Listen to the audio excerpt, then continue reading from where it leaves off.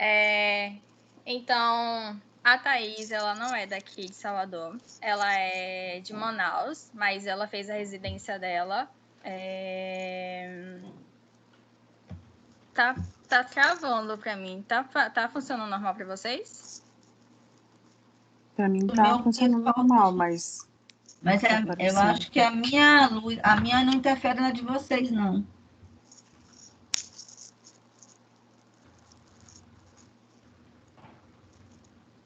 Sim, então a Thaís, ela tem a especialização pela residência intensiva. Ela não só fala sobre a emergência, mas se vocês seguirem o Instagram dela, que é PC Thaís Martins, vocês vão escutar um pouquinho ela falando sobre amputação, sobre doação de órgãos e assim, diversos temas que vocês possam se interessar.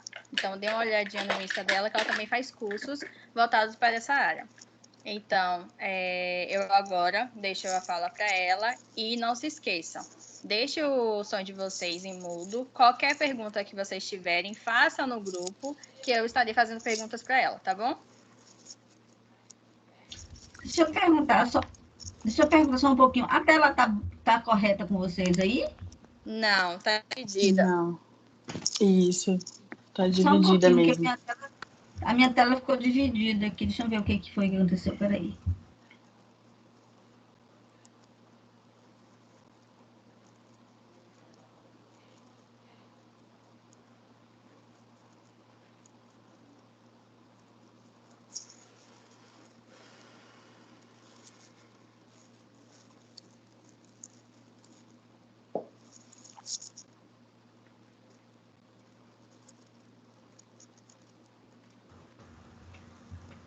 Tá dividida ainda, não tá? Tá, sim.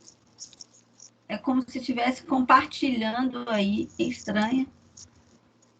Agora já retornou. Retornou? Ah, pronto. Já retornou. Pronto. Posso iniciar, então? Pode sim. Então, tá bom. Eu quero agradecer o convite, na verdade, né, da pessoa da Thalia aí, através da Nadi. Eu fico muito feliz por esse contato, por essa oportunidade. Eu tô vendo aqui que são 81 pessoas, pelo menos para mim aqui está aparecendo. Muito obrigada, né, pelo convite, pela oportunidade. É muito bom sempre falar sobre psicologia hospitalar. É algo que eu gosto muito, particularmente, né? Então, como a Thalia já me apresentou, eu sou psicóloga desde 2017, né? Eu sou formada aqui em Manaus. Nesse tempo de pandemia, eu estou por aqui, mas fazendo muitas coisas online, né? Trabalhando aí, fazendo cursos. Eu encerrei a minha residência agora em fevereiro desse ano, né? Eu sou especialista em saúde intensiva. E aí cabe a mim, né, falar um pouquinho sobre a atuação do psicólogo na emergência hospitalar. Antes de qualquer coisa, vocês podem mandar mensagem, as perguntas, né, para a Thalia, como ela falou. Eu estou aberta a interrupções, né, para a gente fazer isso como uma conversa de verdade, né, para que esse conteúdo faça sentido para vocês, né? Então, eu separei alguns tópicos para a gente conversar, né? O objetivo não é para a gente sair daqui completamente sabendo de tudo, mas, na verdade, para a gente ter uma noção de como é que funciona, né, a atuação do psicólogo dentro da emergência hospitalar. Então, para a gente iniciar, né, a nossa conversa, eu acho que, antes de mais nada, a gente pensar que a hospitalização, por exemplo, a hospitalização em si, ela retira o paciente de um ambiente seguro, né? Então, tira o paciente da sua casa, do seu trabalho, né? De algo que, de alguma maneira, que traz segurança a ele. Então, no momento que o paciente sai desse ambiente e ele procura, né, a emergência de um hospital, ele já está em uma situação desconhecida. Apesar do paciente já ter passado por alguma experiência semelhante, as experiências são diferentes, né? Então, acaba que cada hospitalização tem a sua forma, né, de ser. E aí eu não sei quantas pessoas aqui já ouviram falar sobre a psicologia hospitalar, né? Então, eu queria falar um pouquinho sobre isso antes da gente entrar nesse setor específico, né, que é a emergência hospitalar. Então, na medida que o paciente... Deixa eu só contextualizar rapidinho. O grupo, ele tem alunos do primeiro semestre ao 10º semestre. Então, ele tem uma parte desses alunos que vão, basicamente, vai encontrar de todos. Ele só tem uma disciplina que é de psicologia hospitalar, e tem um grupo aqui bem pequeno que faz estágio, que já fez estágio de psicologia hospitalar, mas é bem pequeno mesmo, tá bom? O resto, basicamente, é a introdução. A tela está parada de Thaís. Tá me ouvindo, Thaís?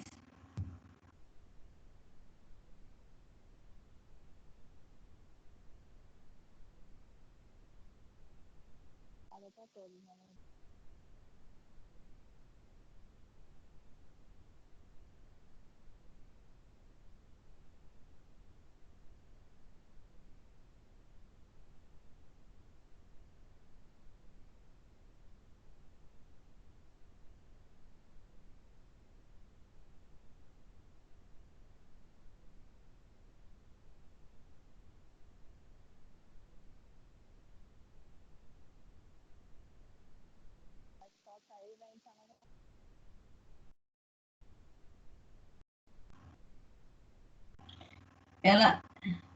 Ô, Thalia, veja com ela, que eu acho que deve ter travado o portal dela, viu?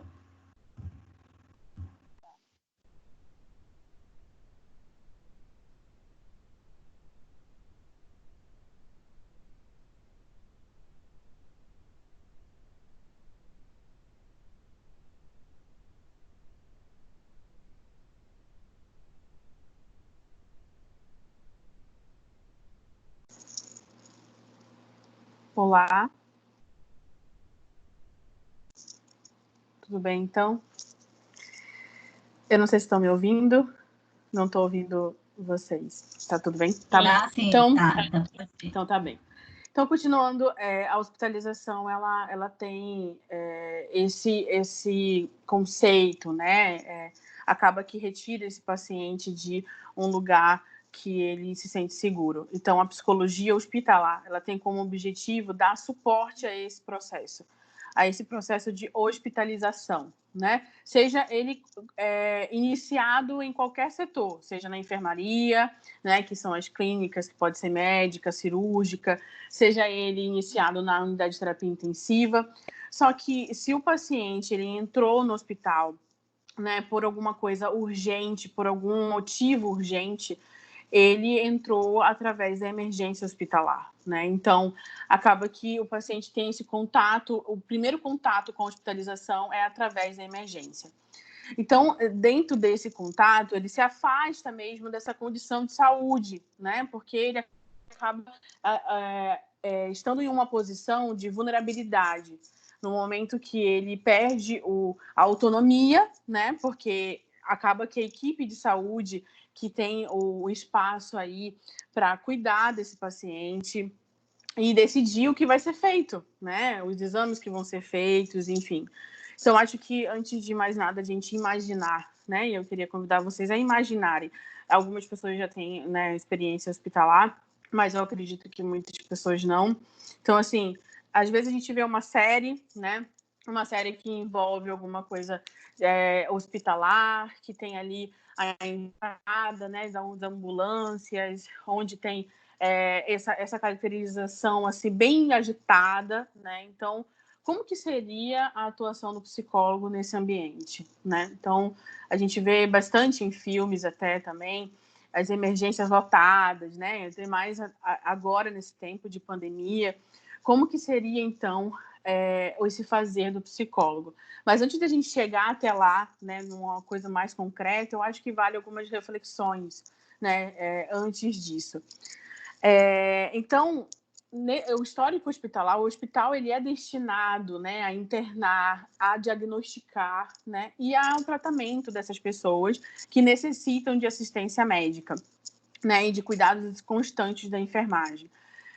Então, nessa caracterização, acaba que foi, né, muito, muito estabelecida em um decreto em 1955, onde se tinha um olhar muito curativo, né? Um olhar muito de assistência curativa e que se deixava muito de lado alguns aspectos assistenciais, que vendo muito mais esse paciente em um aspecto biológico, né? Somente da urgência. E essa urgência ela pode ser caráter tanto psíquica como física, né? Então, partindo disso, o que é esse adoecimento? Né? O adoecimento ele é quando esse paciente, essa pessoa, ela é acometida por uma doença, né? E quando qualquer pessoa que é acometida por uma doença acaba que pode, né, ter contato com uma das duas maiores incertezas da vida. Uma que é o sofrimento da doença, porque a gente não sabe como é que essa doença vai se alastrar aí na vida de cada pessoa. Existem doenças muito específicas, mas que como que esse paciente vai sentir vai ser diferente. Né? Duas pessoas podem ter tido um infarto, mas como elas sentiram esse infarto, como elas passaram por isso, serão diferentes para ambas pessoas, porque elas sentem diferente, elas têm uma característica diferente, né? Então, essas duas incertezas maiores é o sofrimento da doença e o contato com o morrer.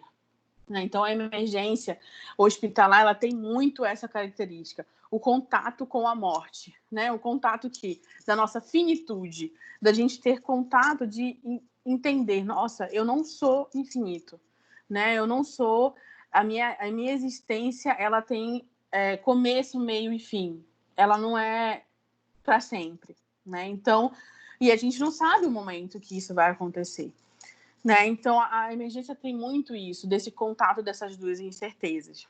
Uma das citações muito legais que eu gosto do Bottega, que é um dos maiores, né, em relação à emergência e até mesmo de desastres, ele traz uma citação muito legal, né, que é: o nosso corpo é esquecido na medida que nos obedece, atende demandas e permanece em silêncio.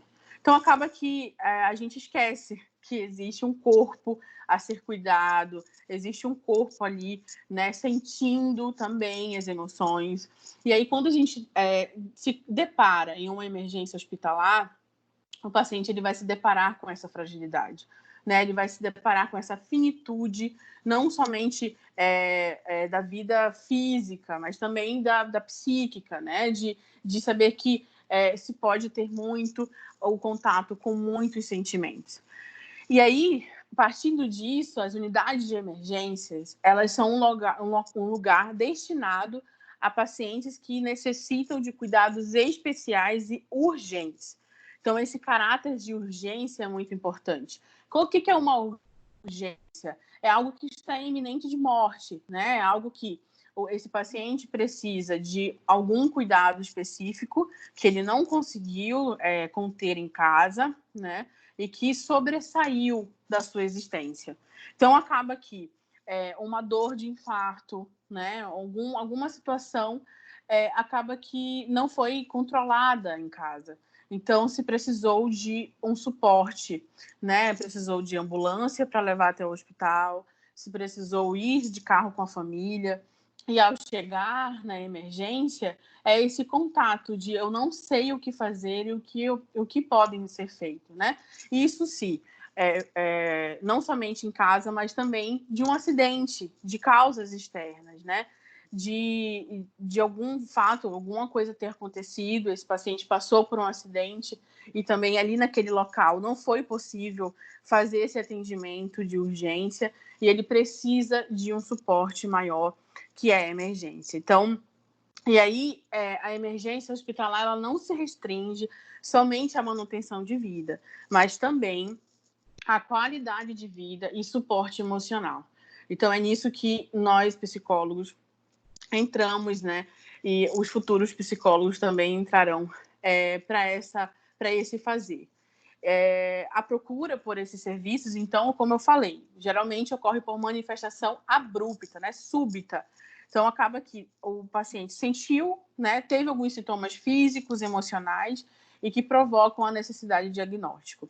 Existe um autor que se chama Pérez, ele traz que a emergência hospitalar é como ela fosse uma situação limite, né? Como toda pessoa tem uma capacidade adaptativa, mas essa capacidade adaptativa ela é posta em prova, né, na emergência hospitalar. Então, isso é muito importante da gente saber, né? Porque acaba que no hospital, dentro de uma emergência, muitos sentimentos podem ser aflorados, né?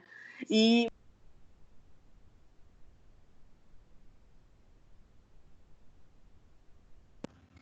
Thaís, o senhor ficou mudo porque eu tive que fechar, estava outra abrindo. Espera, tem que voltar a liberar a sua fala.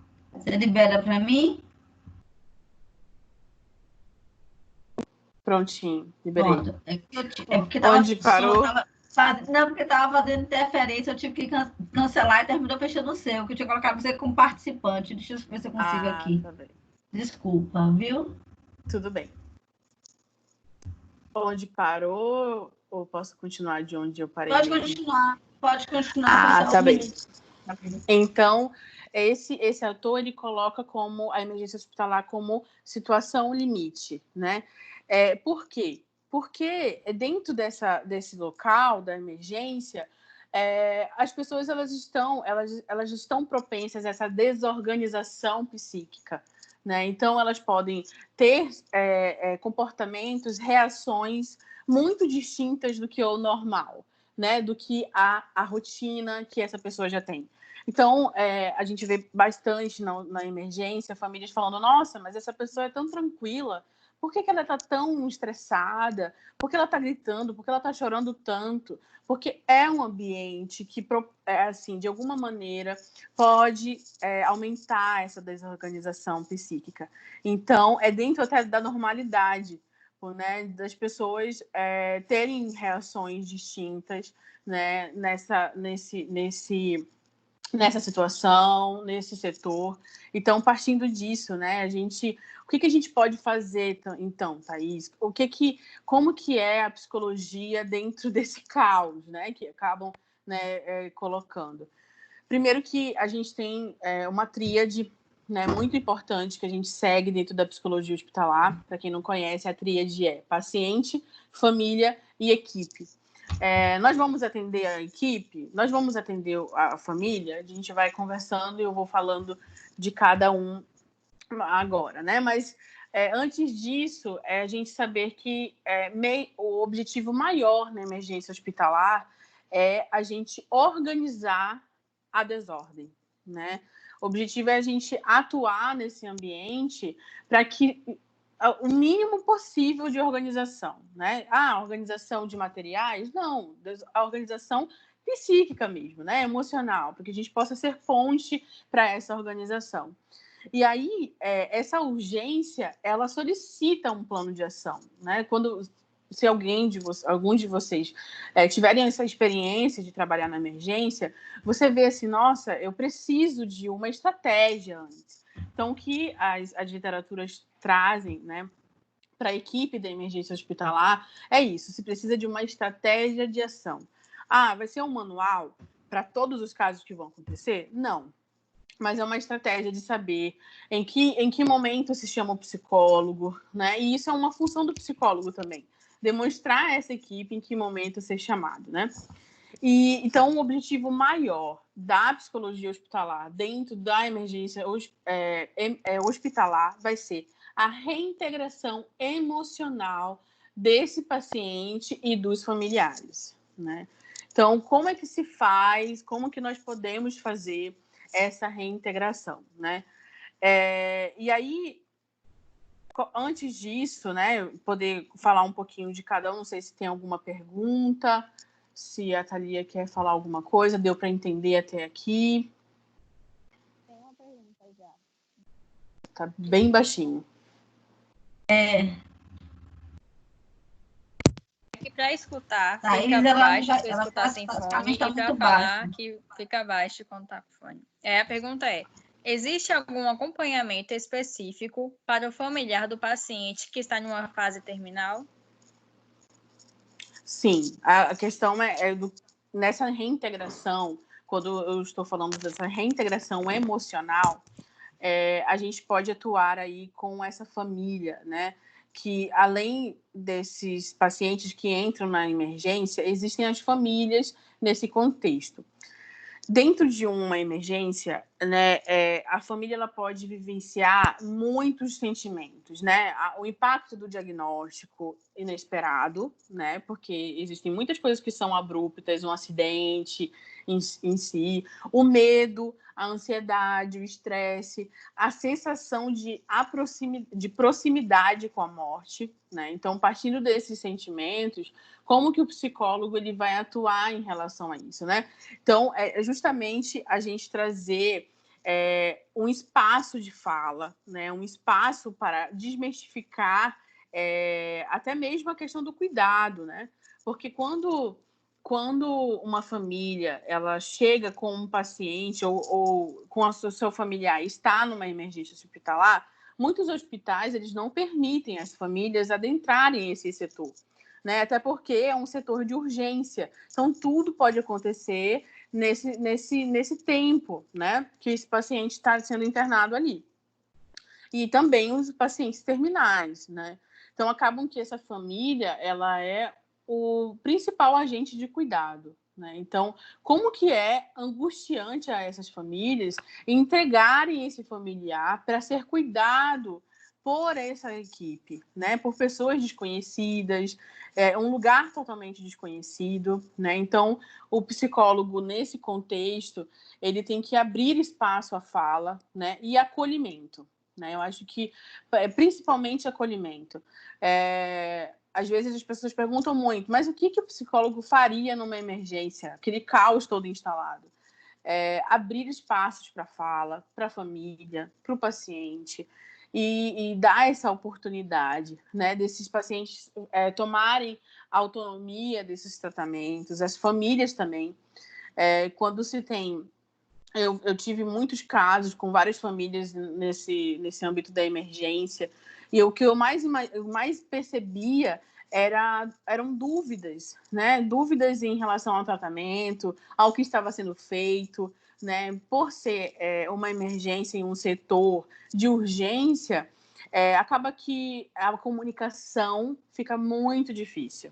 Né, a comunicação, um médico fala uma coisa, outro médico fala outra, o que vão fazer, ela vai para que setor, ela vai ficar na emergência até quando, ela precisa de leito de UTI, ela não precisa, o que vai ser feito, a gente precisa ficar aqui no hospital. Então, assim, são muitos pensamentos que surgem, né? E aí o psicólogo, ele trabalha como mediador, né, dentro dessa comunicação. Então, uma boa comunicação estabelecida, um entendimento melhor, né? E uma possibilidade até de diminuição de ansiedade e de medo, porque o medo ele é uma emoção diante de situações desconhecidas. Então, quanto mais a situação se estiver conhecida, menos será o medo, né? Então, essa é uma das... Eu acho que devo ter respondido, né, a pergunta. Mas eu acho que é importante a gente promover esse espaço para a fala das angústias, da desmitificação dessas fantasias que existem, né? Às vezes o familiar entra para a emergência e a família nem teve contato mais com esse paciente. E aí cabe o psicólogo ir lá com a equipe. Gente, será que existe alguma possibilidade dessa família entrar aqui ou alguém dessa família entrar para visitar esse paciente, ver como é que ele está? Então, assim, é tudo uma questão de mediação mesmo, né? Da gente poder ajudar essa comunicação e promover esse espaço de tirar dúvidas, de acolhimento, né? E aí, assim, né? E com o paciente, né? O que a gente pode fazer? Na emergência, a gente recebe pacientes de várias formas, né? Seja eles acometidos por acidentes, né? Descompensação em caso de doenças crônicas, né? Seja ela renal, enfim, vários outros casos que existem. E então, assim, o diagnóstico em si, ele é muito importante de ser conhecido. Então, o psicólogo, ele precisa se antecipar com a demanda, né? Ele precisa se antecipar ao diagnóstico. Porque, por exemplo, quando a gente chega numa emergência, o paciente ele sofreu um AVC. E aí, tá, mas e aí? Qual foi o AVC? Existe uma diferença entre AVC isquêmico e hemorrágico? Existem diferenças de diagnósticos, né? É muito diferente um AVC para um paciente que sofreu um acidente e tem múltiplas fraturas, como um politraumatizado. Então, assim, quando a gente já sabe o diagnóstico ou já sabe o quadro, um pouco do quadro clínico desse paciente, nós podemos nos antecipar, né? Nós podemos nos antecipar, saber e estar um pouquinho mais preparado para uma demanda ali abrupta, né? Que rompeu completamente a realidade daquele paciente, né? Se um AVC isquêmico muito extenso, o paciente pode estar rebaixado, ou seja, ele pode não estar conseguindo falar, né? Ele pode estar muito mal, né? Totalmente instável. E aí você não vai conseguir atender esse paciente, até porque ele está instável. Não, mas assim, não é só o paciente que está nessa emergência, né? Existe uma família por trás. Cadê a família desse paciente? Eles já sabem o que está acontecendo? Pode falar. Tem até uma pergunta que é referente a isso daí. Que é assim, ó, nesse contexto de Covid-19, a ausência de notícia é uma realidade. Estou sem notícia de uma amiga internada desde o sábado com suspeita do coronavírus. Embora o acolhimento tenha sido feito pelo assistente social, o contato não ocorreu, o que gera ansiedade na família. Como alcançar o psicólogo nesses casos? Nesse caso, esse contato de hoje em dia na pandemia está sendo muito complicado, né? Até porque como que você vai ter o contato com o psicólogo ou com o hospital se não for por meio de tecnologia, né? Que é o telefone, né? Um contato com esse hospital. E aí, às vezes, a gente tem que se expor para ter esse contato, né? Talvez tentar, né, se não conseguir através desse contato por via telefone, ir presencialmente nesses hospitais, né, e de alguma maneira tentar suprir essa lacuna da comunicação, né, porque existem muitos hospitais que não têm a promoção dessa comunicação bem estabelecida, né? Então, infelizmente, nós temos um gap aí, temos um déficit muito grande na comunicação dentro da saúde brasileira, né? Como um todo. Então, é muito difícil, isso se difere muito de cada hospital, de cada gestão, né? Então, eu acredito que a gente tendo o conhecimento que pode existir um profissional que melhore a comunicação, que melhore esse contato entre o familiar, para ter esse acesso a notícias, a gente, sabendo que existe esse profissional, já é um passo muito grande, né? Para a gente saber a quem recorrer, a quem a gente pode recorrer nesses sentidos. Então, assim, hoje é muito difícil de falar uma resposta exata do que ser feito, até porque existem hospitais e hospitais, gestões diferentes. A questão é da gente ir atrás mesmo, né? Infelizmente, se expor ou né, entrar em contato e tentar ter o contato com esse profissional. Então, a maioria dos hospitais, eles trabalham muito por solicitação. Então, às vezes, o profissional, ele não solicita o psicólogo, né? O profissional da equipe de saúde. Então, acaba que a família não sabe que existe essa possibilidade de cuidado. Então, talvez você informar a família dessa sua amiga, enfim, saber que existe a possibilidade de ter esse profissional atuando nesse caso, né? Então, algumas famílias pedem, né, por já saberem que existe essa possibilidade. Então, eu acho que é desse caminho aí que a gente percorre para responder essa pergunta, né? E também a gente está passando por um processo de adaptação, né? Tudo está sendo novo, tudo está sendo adaptado. Tudo está sendo novo. Todos os hospitais estão sendo modificados, até em relação ao ambiente mesmo, né? Alguns andares estão sendo específicos para o Covid-19, não é tudo ao mesmo tempo. A emergência para a Covid está sendo diferente da emergência para outros casos, né? Então, assim, vai entrar todo mundo ao mesmo tempo? Não, está sendo diferenciado, né? Então, eu volto à questão que eu falei, a gestão de cada hospital difere muito como é que vai se dar esse processo, né? Como que vai se dar essa organização.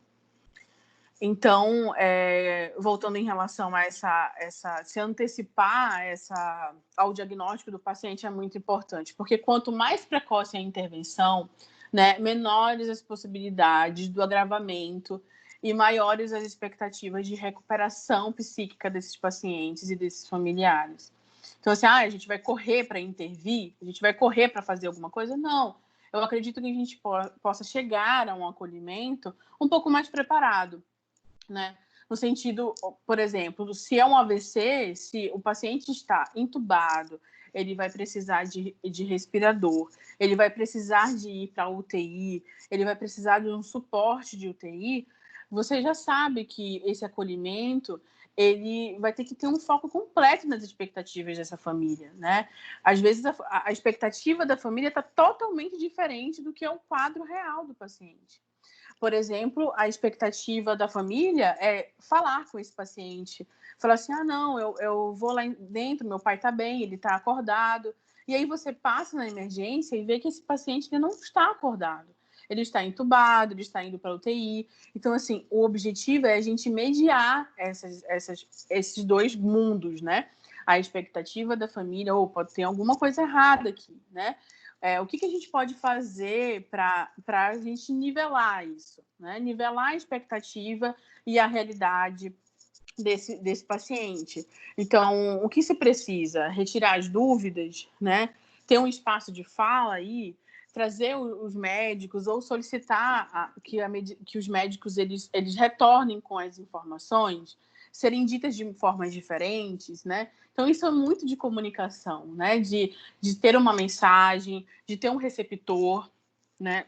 E a comunicação, ela só existe, de fato, quando esse receptor ele entende o que você está dizendo, né? Então, acaba que o psicólogo, ele atua muito mediando isso, né? Porque, como eu falei para vocês, esse ambiente, ele pode propiciar muitos sentimentos, uma desorganização psíquica. A família não está entendendo. Quando o médico fala, olha, o paciente ele está muito mal, e aí ele continua falando, a família ficou nessa frase. A família está impactada com essa frase. E acaba que as pessoas não ouvem o que é o restante da informação.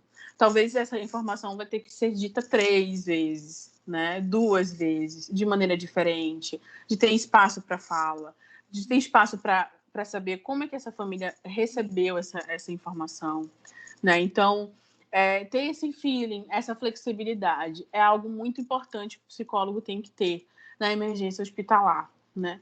Para você, pode dizer. Que é a questão da psicoeducação, né? Que é uma coisa que a gente trabalha muito no hospital, que às vezes só a psicoeducação já ajuda a acalmar a pessoa. Então, a família em si, eles precisam saber o que está acontecendo. Mas eu vou fazer a pergunta aqui agora. Como está sendo o trabalho do psicólogo hospitalar em meio à pandemia do Covid-19? Como o psicólogo está trabalhando com as demandas e anseios dos pacientes positivos para o Covid-19?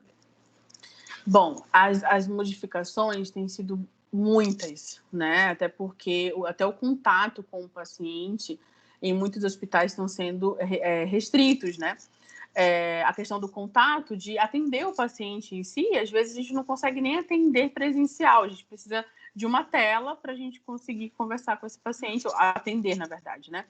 Então, o fazer da psicologia hospitalar tem sido muito modificado, né? Existem muitos canais aí de recomendações, até o CFP, que tem publicado até mesmo resoluções, né? Muitas recomendações do que tem se modificar.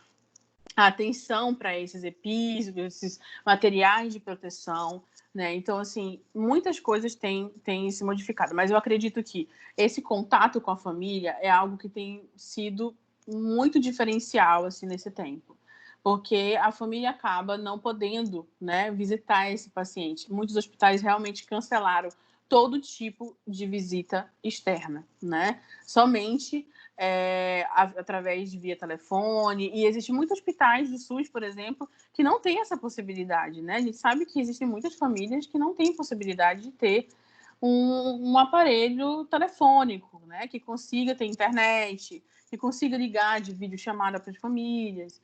Então, acaba que o psicólogo ele tem que ser flexível mais ainda, né?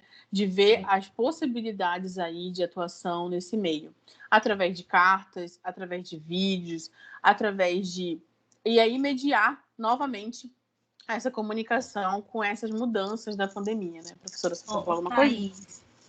E assim, até para orientar o pessoal, hoje a Fiocruz, a nível nacional, começou um novo treinamento para a gente começar a trabalhar com esse público.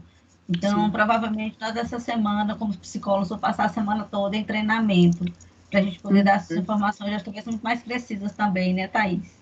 Exato, exato. Eu acredito que o que é mais importante é que o psicólogo esteja informado, né? Informado desses vias, associações, por exemplo, dentro da minha atuação, que é da saúde intensiva, tem aí a Associação Brasileira de Medicina Intensiva, né? Que dentro da AMIB a gente tem recomendações de psicólogas intensivistas, né? De como que pode ser feito, das precauções que devemos ter como psicólogos, né? E o que a gente pode atuar nesse meio. E não é só com o paciente, né? Não é só mediando a comunicação com a família, mas principalmente nesse momento também cuidando da equipe. E não é que a gente vai atender essa equipe. Psicólogo hospitalar não atende equipe hospitalar, né? Psicólogo hospitalar não faz terapia, né, com esses profissionais. Nós fazemos parte dessa equipe. Então, não tem como a gente atender. Isso não é respaldado pelo nosso código de ética. O que a gente faz? A gente dá suporte no fazer profissional, né? Então, roda de conversas, né? Para a gente conseguir lidar como equipe, traçar uma meta, uma estratégia, né? Colocar aí bem, bem forte, né? Talvez os objetivos de estar passando por essa pandemia, né? De incentivar essa psicoeducação, de incentivar esse espaço de fala, né? E acolher mesmo, né? Então, a gente não vai fazer nada com a equipe, a gente pode acolher, né? Podemos acolher e encaminhar essas demandas. Existem vários lugares também que estão fazendo acompanhamentos, né, gratuitos com os profissionais de saúde. Então, acho que o papel do psicólogo hospitalar é encaminhar também. Se ver que a equipe de saúde precisa de um suporte maior, que algum profissional está precisando de um processo psicoterapêutico, né, no meio dessa pandemia. Então, com a equipe, seria muito isso, né, conforme essa caracterização de agora. Acho que respondi as perguntas, Thalia. Sim, tem uma outra aqui. E de que forma o paciente que foi infectado com Covid está sendo preparado após alta, sendo que muitos pacientes estão retornando para os hospitais novamente e, na maioria das vezes, estão identificando depressão, pânico, ansiedade. Então, partindo do princípio que hospitais tenham esse meio de comunicação via telefone, que muitos hospitais estão fazendo dessa forma, os psicólogos eles entram em contato com a família durante o tratamento mesmo, para dar esse espaço de fala, né? Saber o que a família está entendendo, o que eles sabem, o que eles estão compreendendo da situação, como que tem sido para eles passarem por isso.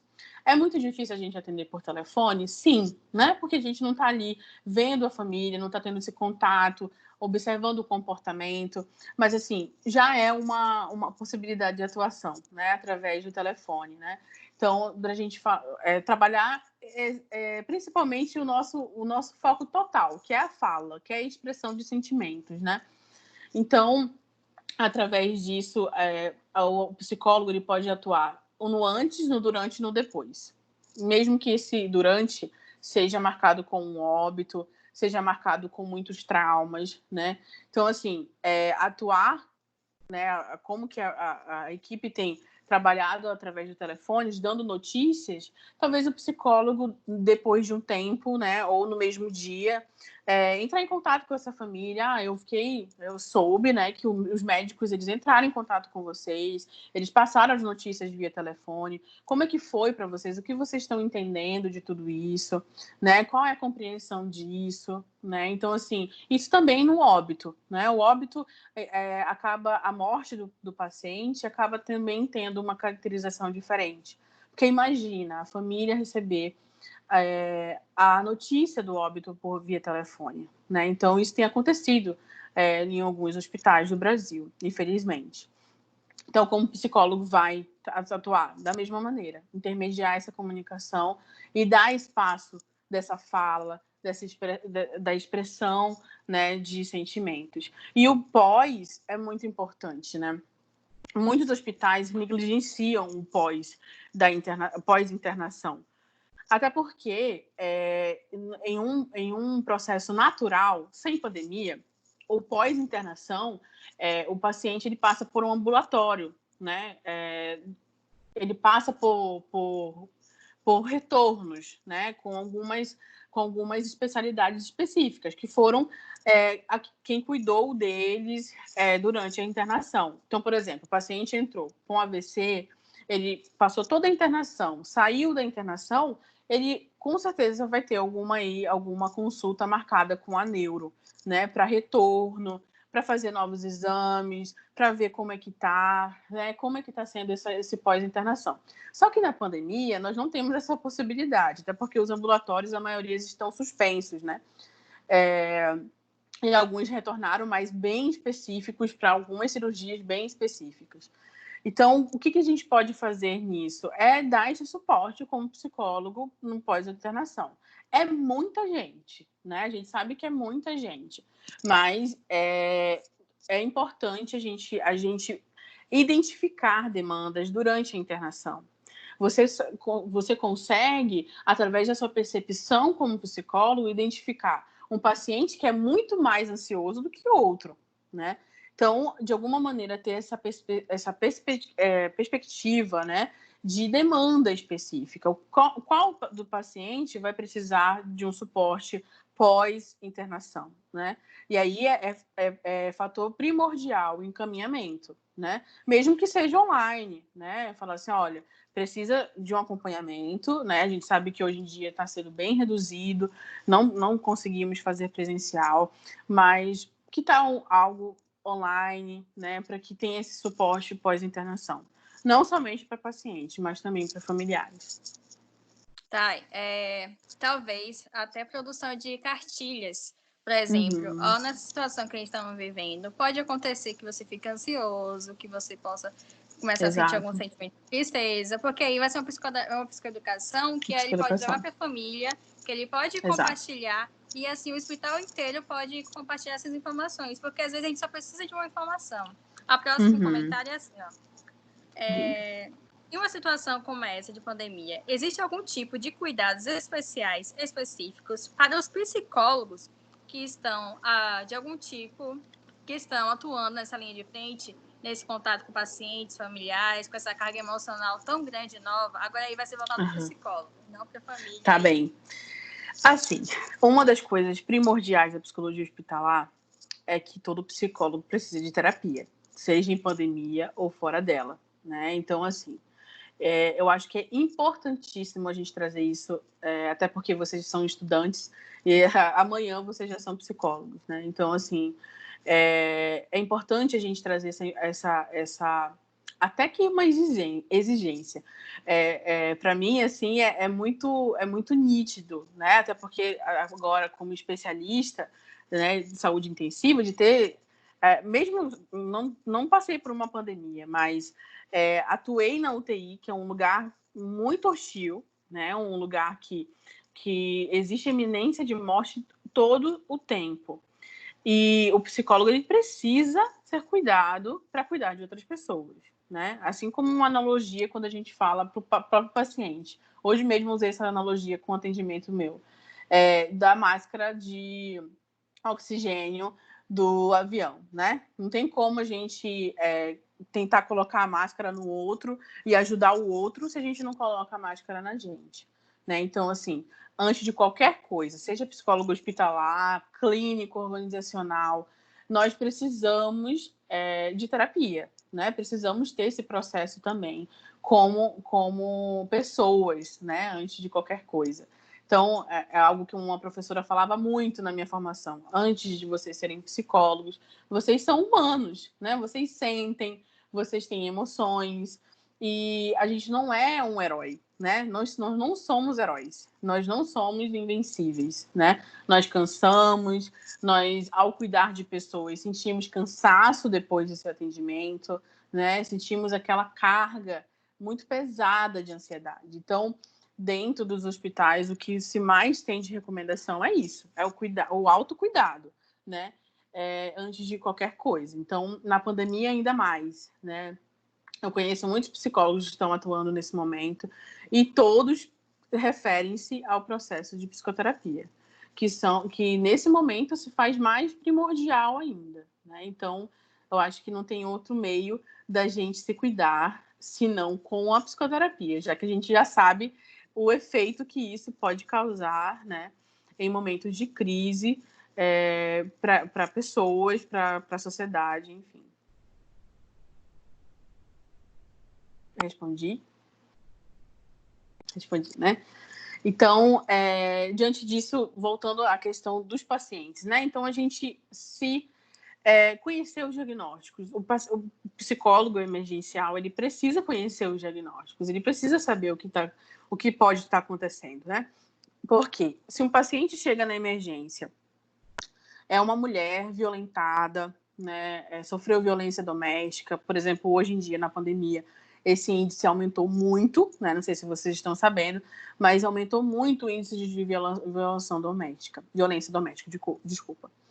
E aí, o que fazer? Como que a gente vai atuar nesse caso, né? Então, assim, a gente sabe que se existe violência, existe um agressor, existe uma família, existe a possibilidade da assistência social, né? Do serviço social estar presente nesse caso.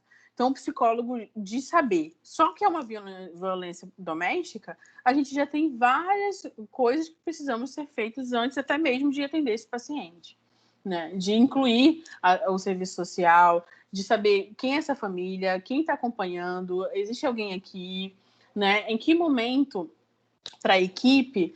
Então, assim, um trabalho em equipe é muito importante. Por quê? A emergência é um lugar de urgência.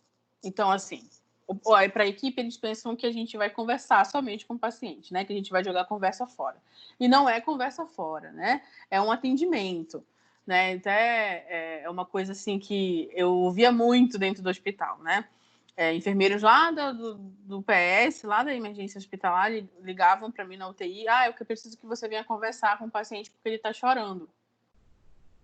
Tá, ele está chorando, mas existem algumas outras evidências de ansiedade, qual é a demanda. Não, ele está chorando, eu quero que você venha conversar, porque aí você conversa e fica mais tranquilo, né? Então, assim, parte também do papel do psicólogo psicoeducar essa equipe, né? Para, de alguma maneira, saber que esse ambiente de urgência ele vai suscitar choro, né? E não é porque o choro é uma emoção sendo revelada ali.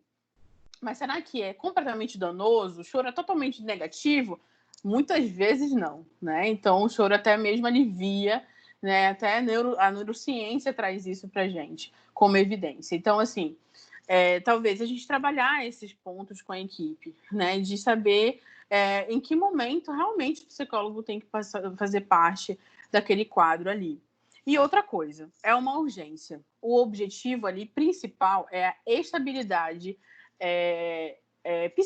física também desse paciente. Então, se o paciente ele teve um AVC, volta ao meu exemplo, né? Ele teve um AVC e ele não está conseguindo respirar direito, ele está rebaixando o nível de consciência, ou seja, ele está muito sonolento, ele não vai conseguir atendimento psicológico, né? Ele não vai conseguir conversar, ele não vai conseguir falar com você, ele não vai conseguir expressar naquele momento, porque existe um déficit aí no biológico dele, né? Então, a gente precisa também, como psicólogo, ter esse feeling, né, de saber, será que eu posso atuar? Será que eu consigo? E aí se dá a avaliação psicológica, né, da gente avaliar esse caso, se realmente necessita de atendimento, se realmente necessita se existe uma demanda ali para ser atendida, né?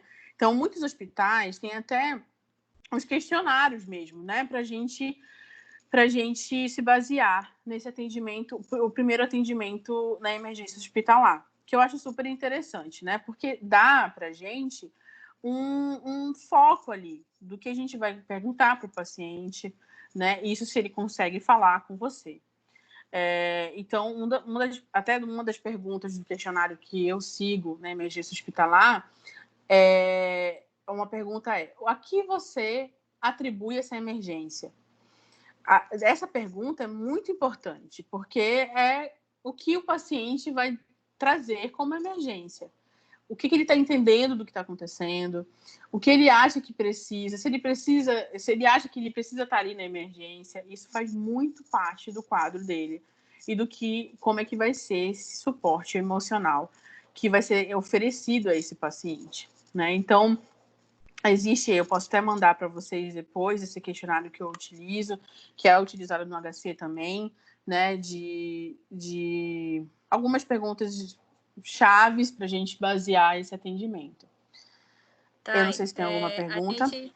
A gente tem mais 3 perguntas, mas também já está encerrando. Porque, assim, a gente sempre encerra umas 18h40, 18h40, porque a gente tem aula depois, a maioria dos alunos, para não atrapalhar a aula. Bem. Então, o NARD, ele funciona de uma forma que todos participem e assistam a aula também, entendeu? As perguntas são... acho que uma você já respondeu de alguma forma, mas é a questão da vítima. É terrível pensar que a violência doméstica aumentou, mas a denúncia diminuiu, devido à proximidade do agressor, o que tem silenciado a vítima. Como psicólogo, pode fomentar esse olhar atento para a equipe, e há uma equipe no hospital atenta a isso? E aí a outra, para você encerrar, é como é feito o tratamento psicológico com a criança, nessa emergência urgente? Como seria esse atendimento com a criança? Tá. Em relação à violência doméstica, muitas das vezes não é escancarado, né? Quando se chega na emergência, é algo muito velado, como a gente vê na sociedade também. São coisas muito veladas, assim. Existem casos que realmente a vítima não vai dizer para você, olha, eu estou sendo violentada. Não vai. Vai ser indícios, né? Vão aparecer aspectos específicos que demonstram essa violência doméstica. E a equipe precisa ter um feeling muito grande, né? De saber, olha, esse ferimento, ele não é de uma batida na quina de uma mesa, né? Ele é mais profundo, né? Ele tem que ter força para fazer isso. Por que eu falo isso? Porque é um olhar clínico mesmo, né? Até mesmo através de exames, por exemplo, a gente pode observar, por exemplo, pela tomografia. A tomografia de uma agressão na cabeça, em uma violência doméstica, ela é totalmente revelada numa tomografia, porque aparenta ali a extensão dessa violência, a força que tinha que ter para provocar essa violência. Então, assim, a questão é de investigação mesmo, mas não uma investigação para a gente, chegar a saber o que está acontecendo. Não, é uma investigação clínica, né? Uma investigação ética, para você identificar ali quem realmente está sendo danado, né? Tipo assim, quem que está sendo ali violentado, né? Então, se existe uma violência nisso. Então, existem várias cartilhas também, existem questionários que a gente pode aplicar, existe até com enfermagem. A enfermagem faz uma triagem muito bem feita, né? Que quando se tem a violência, se é revelado nessa triagem, né? Então, assim, não é simplesmente dizer, eu bati minha cabeça em tal lugar. Ok, mas em que situação, como é que foi? Então, assim, a triagem dos profissionais de saúde, da equipe de saúde, ela revela, né? Então, as pessoas elas já vão ficando espertas, né? Para a gente solicitar o serviço social, né? Porque a quebra de tudo, até mesmo se o seu paciente revelar isso para o psicólogo, que existe essa violência, como é que vai ser em relação à quebra de sigilo, né? Vai ter quebra de sigilo ou não vai? Né? É um trabalho em conjunto com a equipe e que o serviço social tem que entrar e atuar nesse caso, né? Atuar no sentido de, olha, foi feito, você deu entrada no hospital por tal motivo, nós queremos saber um pouquinho mais sobre isso, como é que é a sua vivência em casa, como é que é. Então, assim, é uma investigação através desse trabalho de equipe, né? Então, acho que devo ter respondido. A próxima era a emergência com a criança, né? Então, a emergência com a criança, ela difere no sentido de a criança ter um responsável, né? Então, assim, não simplesmente a gente, quando a criança entra numa emergência, a gente pode fazer tudo e simplesmente só comunicar à família. Na verdade, existem muitos procedimentos que eles precisam de autorização mesmo dos pais. Então, a presença dos pais ela é muito importante, né? Então, eu acho que o psicólogo, nesse contexto, ele tem que fomentar isso, a importância dos pais presentes nessa emergência, né? Muitas das vezes até presentes em alguns procedimentos, né? Até porque a gente sabe que a criança ela tem um processo diferente dessa segurança, né? De como que é o desconhecido para a criança. Como eu falei no começo, a emergência é um lugar totalmente desconhecido. E essa doença também é desconhecida. Imagina só para uma criança, né? Que tem toda uma capacidade aí diferenciada, né? Que ainda está em desenvolvimento. Então, o psicólogo ele tem total, né, abertura aí com a criança, mas lembrando que a criança ela tem uma visão muito abstrata, né? Eles não entendem muito o que está acontecendo de verdade. Então, o objetivo aí é dar espaço para expressão, né? Não só de fala, porque às vezes a criança não vai conseguir falar para você direitinho como ela está sentindo, mas talvez através de um desenho, através de alguma técnica específica, ela revele talvez um pouco do conhecimento dela ali ou como ela está se sentindo diante dessa emergência, né? Então, acho que falei um pouquinho das perguntas.